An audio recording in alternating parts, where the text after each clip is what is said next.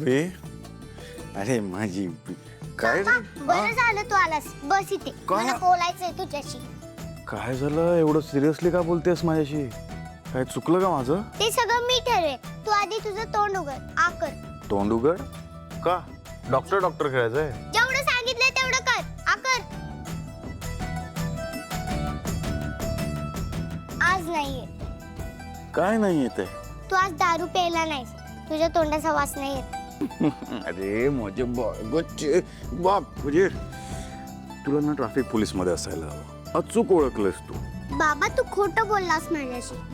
काय खोटं बोललो मी तुझ्याशी? तू काल आबिरच्या घरी गेला होतास ना त्याच्या आईला भेटायला. इकडे इकडे इकडे इकडे बस. तुला कोणी सांगितलं? मला आबिरचा फोन आला होता. त्याने मला सगळं सांगितलं की तुझ्या बाबाचं आणि माझ्या आईचं भांडण झालं. अबे ओवी, हे बघ बा, काही भांडण वगैरे नाही झालं. वाद नाही झाले आमच्यात. ते अभिला गैरसमज झाला. मी या कारणासाठी गेलो होतो की तुमचं गाणं झालं ना कार्यक्रम. हां, तर ते गाणं छान झालं हे सांगायला गेलो होतो. बाकी काही नाही, भांडण नाही झालं आमच्यात. पण त्याच्यासाठी घरी कशाला जायचंस? फोनवर पण बोलला असतास. हे बघ ओवी, काय ना काही गोष्टी फोनवर नाही सांगतायत. जशा की म्हणजे आता मी तुला क्लासला पाठवत नाही ना तिकडे.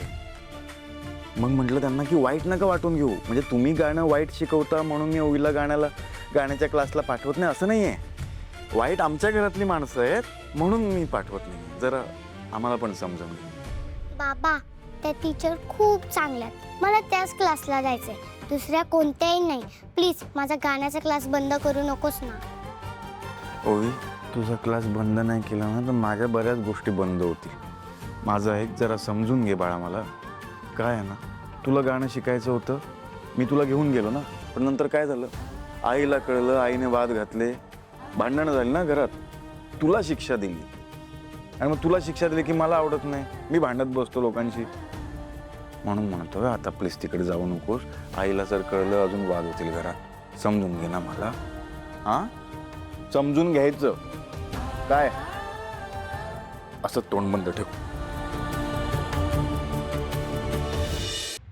हे बघा जगन्नाथराव, कोर्टात आपली केस भक्कम करायची असेल ना तर गुरुकुलच्या जागेचे जुने आणि नवे सगळे पेपर्स आपल्याला एकत्र गोळा करावे लागतील.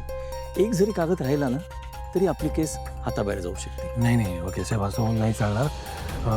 मी सगळे कागदपत्र जमा करतो